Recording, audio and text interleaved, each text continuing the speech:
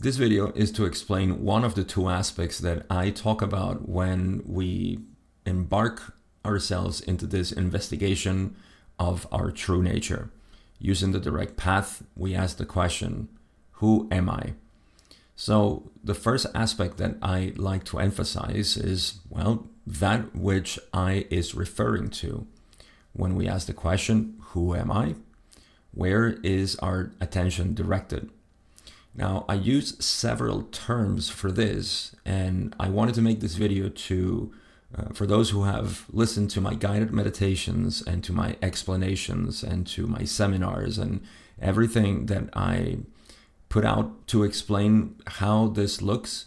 You would see that my vocabulary uses several terms that are all referring to the same thing. So I want to reconcile all these terms into the experience of I, or self, or simply being. So those are some of the words that I use. I, because that's what we experientially call ourselves. We're always referring ourselves to as I. So that's the name that we have for this which is. And whatever comes after that is unnecessary for the I. The I stands alone, and then there is an optional description, explanation, or definition of what we are. So I is the center. But it so happens that when we investigate into what we mean by I, we find out that it's the same thing that we see or feel as consciousness or awareness. I try not to use these two words synonymously, but sometimes the word consciousness may come in. But awareness is the one that I prefer to use to refer as the same thing as I. So I and awareness, in my vocabulary, mean the same thing. So when you ask the question, who am I? You have to know in your direct experience that what I refers to is this field of awareness. Sometimes I use that those two words, field and awareness, this field of awareness, because it feels like there is a field or something that we call awareness in which things are appearing. Now see that we're referring to the same thing. I, in awareness, in direct experience, refer to the same thing. The next word that I use is being. Being is another feeling that we have when we refer to I. I am. I am being. Being is. So being also reflects the same experience of this aspect of being, or I, or awareness. And these are just different angles into which the way we experience life, we can refer to the same thing.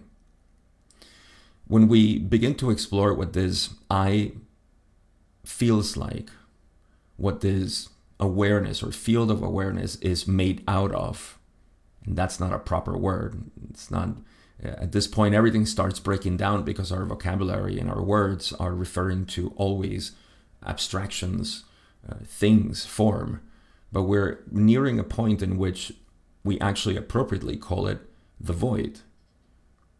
So void or nothingness, sometimes I would use those words. They refer to the same thing, which is not a thing. And you can see why the vocabulary starts to break down here.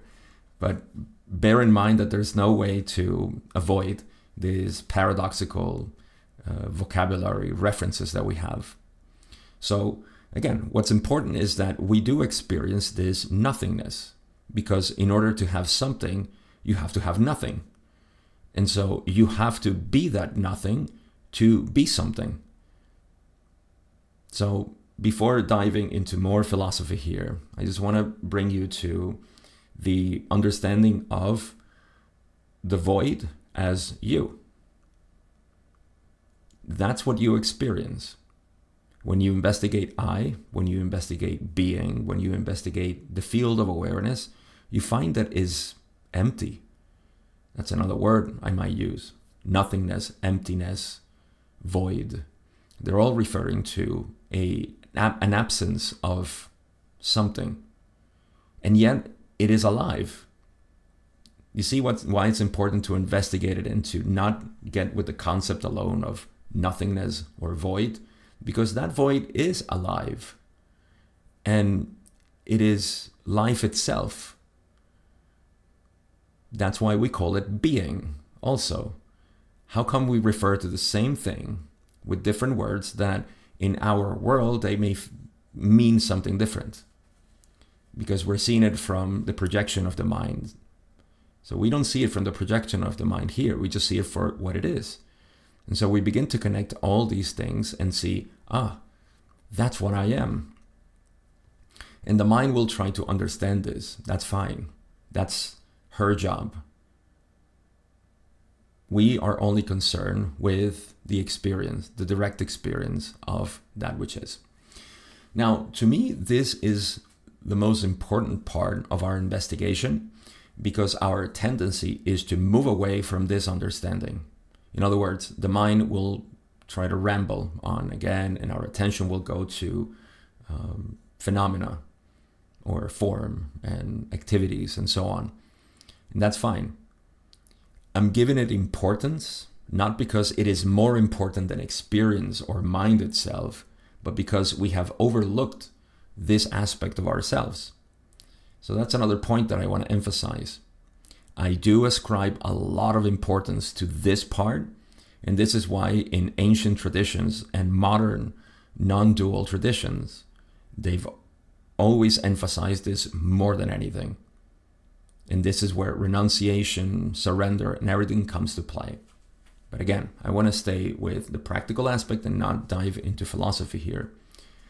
I'm only saying this because that is the way in which we emphasize something that we are overlooking, something that we are not seeing or we're not paying attention to, especially in this world of constant distraction and many activities to do and many things that I want to accomplish and so on.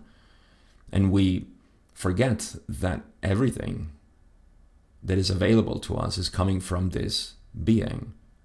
That is not you in the sense of the individual self. We'll talk about the individual self later. But it has nothing to do with the individual self that has needs and wants and desires and so on. It has to do with the shared being that we all are. So that's why we ascribe so much importance to this. Again, not because it's more important, that would be entering in a dualistic perspective of life, but because we have overlooked, we have ignored it, we have cast it aside, forgot about it. And so we're remembering. And there is a balance that needs to be achieved. And from our attention, there should be a balance into how much we go inwardly and outwardly. And again, I'm deviating to philosophy. But the last thing that I want to say in this video is that this recognition of who we are, this investigation that brings us to the experience, undeniable experience of simply being, is what's going to permeate our life, and it's what's going to cause what we call presence. Be in the present moment. Because through this recognition, there is the absence of an individual self. Let me say that again. The more we recognize what we are, there's going to be an absence of the individual self. I'm not going to cover that in this video because there's another video coming up that is going to cover this individual self, the ego, the separate self, and so on. Right now, in this video, all I want you to be attentive of is this one aspect that we continue to overlook. And there are reasons why the mind keeps distracting us to other activities and things to do. We want to bring the mind back to the source, attention back to its source, over and over again. So we need to recognize exactly what we mean when we say I in this path, because that is the question and the direction that cuts like a razor, cuts through all the layers of the mind and leaves us with presence, with being, with self, with awareness, with the nothingness, the void. The stillness is another word that I forgot to mention, because it feels like there is no movement there. All movement occurs in there. So we stay with stillness. Not because we want to take something out of it, but because we're recognizing something that we have been overlooking. Now, if you're watching this video on YouTube, then I would recommend that you go to my community in school, where you're going to get a more complete series of videos where you can dive into this investigation and understand what we mean by the direct path, at least as it is explained by me in the way I have been living it. There is a link in the description where you can join the community. It's free, and you'll have access right away to all the courses that are available there, which have all these videos. I hope this was helpful. If you're not going into school and staying on YouTube, more videos are going to come here. I hope it's helpful, like I said, and I'll see you in the next video.